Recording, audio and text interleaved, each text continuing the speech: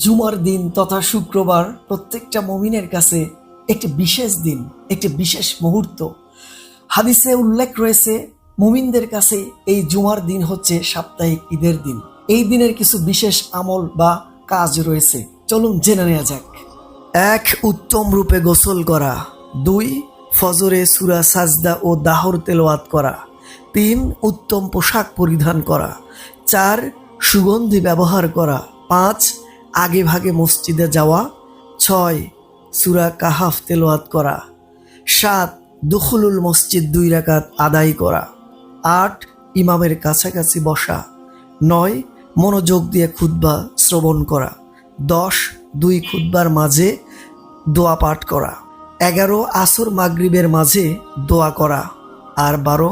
সারাদিন বেশি বেশি দরুদ পাঠ করা। বিষয়গুলো আপনাদের সকলেরই জানা, তবুও রিমাইন্ডার হিসেবে আপনাদের সামনে একটু পেশ করার চেষ্টা করলাম। আসুন না আমরা এর মধ্যে যতটুকু আমল করার ততটুকু করে ফেলি, কারণ it is the high time to do something. এখনই উপযুক্ত সময় কিছু করার।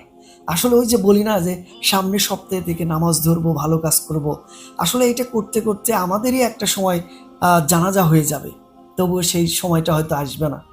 আমি সোহেল ইবনে মাহবুব, আপনাদেরই লোক। সকলেই ভালো থাকুন। আল্লাহ হাফেজ।